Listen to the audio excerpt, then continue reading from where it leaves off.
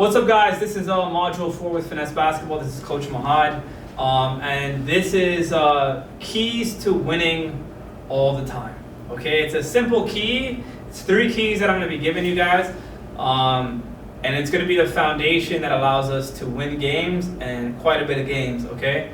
And again, keep in mind, for these keys, we have teams from grade 3 all the way to grade 8, right?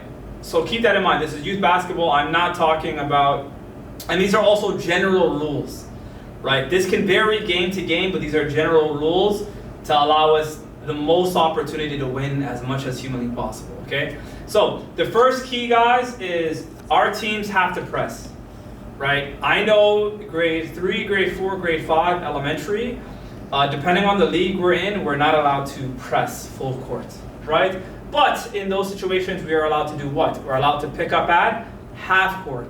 So if that means we're allowed to pick up at a half court, that literally means I want kids, if it's the elementary school age group, I want them to line up pretty much at the half court and be able to be in a defensive position. And as soon as the player crosses half, they meet them right there, right? So if the rules doesn't allow you to pick up full court and press full court, then you have to pick up at half court and press half court, okay? So if it is grade 6 to 8, in that situation, we're allowed to pick up full court, okay? Generally speaking, guys, I have a general rule. If our team doesn't have at least 10 players on that particular team, I can't effectively judge this team because they don't even have enough players to be able to play our style of play, right? It's very difficult to press all game when you have less than 10 players. Because obviously for safety reasons, kids are going to they're going to gas out.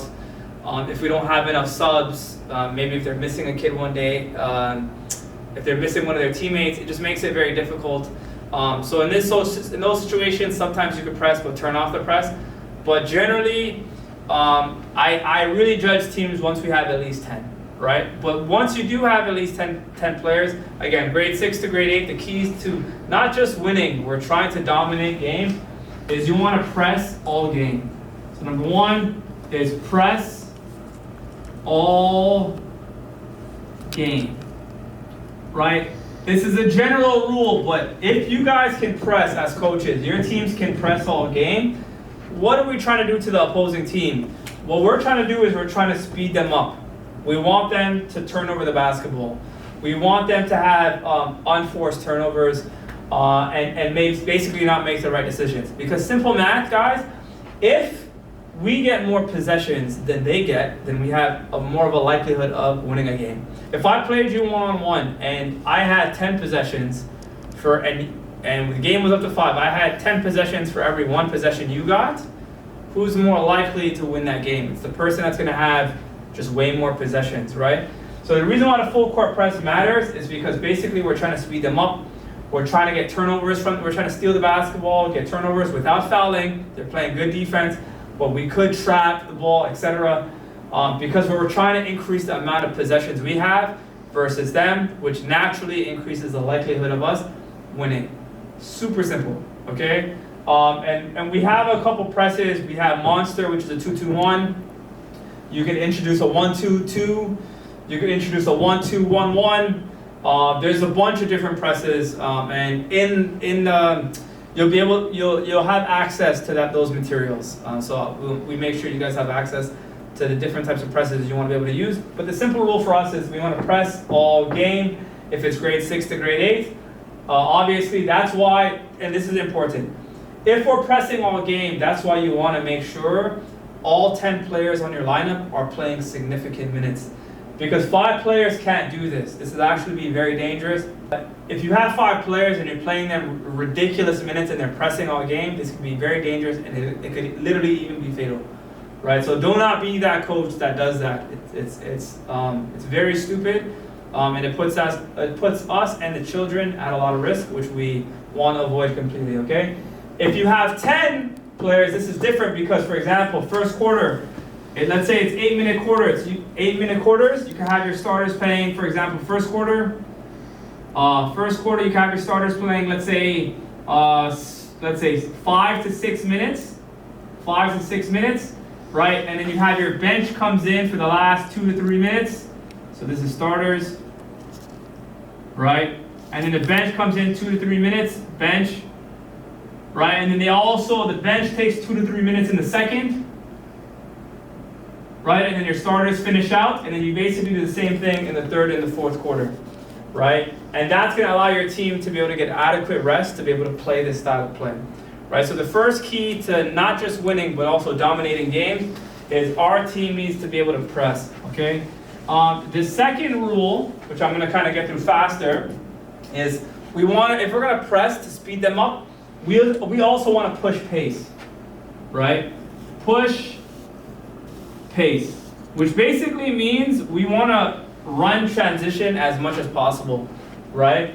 We want basically the least amount of half-court sets possible. Even though every single practice, we're constantly practicing in the half-court, we should also practice transition offense, right? Because we want to be able to get out and run.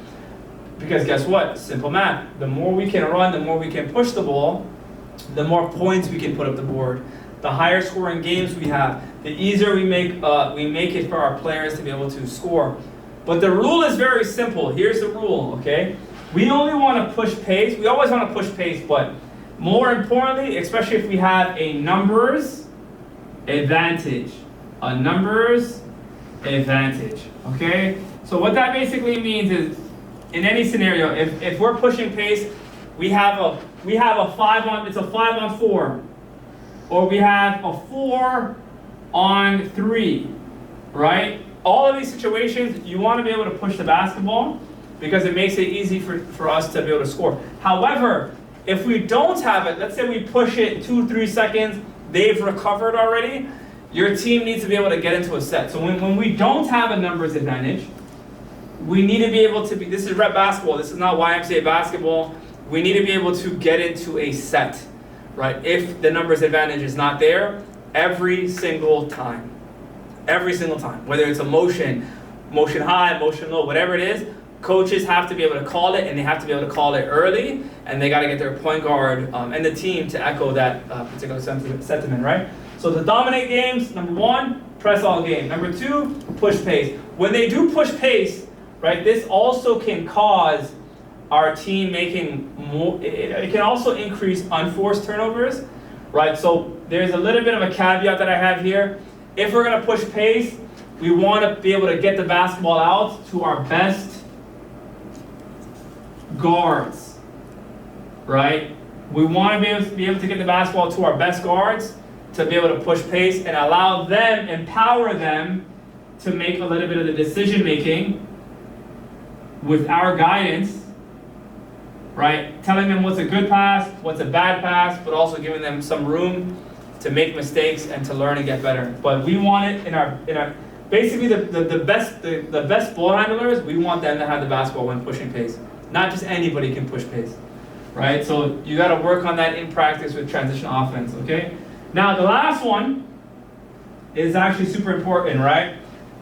It's where are we trying to score all of our points? The majority of our points, I'm talking about this youth level, grade 3 to grade 8. We're trying to score in the key, which at Finesse basketball, we call the house.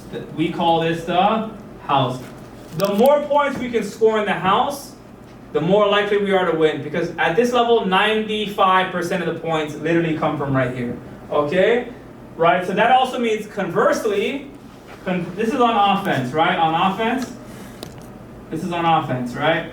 So that also means conversely, defensively, we want to not allow, so defensively, hold on. So defensively, we want to allow the least amount of points in the house. Offensively, we want to score as much layups as we can.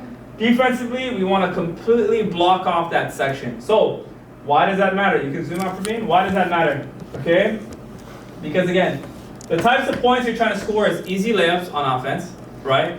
Or you're trying to get wide open threes, right? But this is not like the NBA where we're putting in analytics to like kind of ruin the game. The kids can shoot mid-range jumpers, but obviously the best jump shots, the best shots you're gonna get is not just any three. It's not just a swing tray. The best threes that you get is when you see a driving angle, kick out. That's the best threes you're going to get. Because think about how natural it is. When you practice, it's catch and shoot. You're receiving the basketball from in the house, you're catching and shooting. It's not as much that three, right? So it's the most natural three you can get. So the best threes we're trying to get are kick out threes.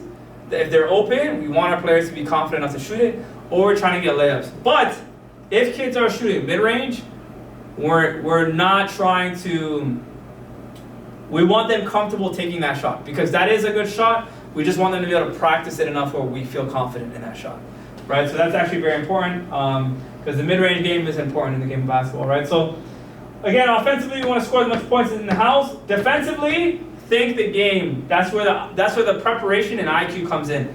If most teams score 95% of the points in here, right? That's why our defense, we play a gap defense. I'm not in deny. We're not guarding guys like they're Steph Curry. If I'm one pass away, I'm in the gap, taking away the driving lane. If I'm 2 passes away, I pretty much have 2 feet in, almost 1 or 2 feet in the house. If I'm 3 passes away, I have both feet in the house. But 2 passes away, honestly, basically both feet in the house. Again, they can only be in there 3 seconds in the key. Refs don't really call it. At the 3-ish mark, guys can just at least step 1 foot out and then 1 foot back, and then back in, right? So that's how we want to play. We want to press all game.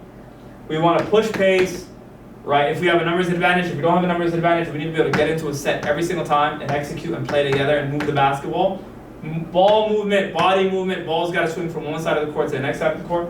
And the last thing is we want to score as much points in the house as possible, and we want to not allow the other team to score points in the house. Super simple, right? So that's module 3. No, that's module 4. These are the keys to not only winning games but dominating games.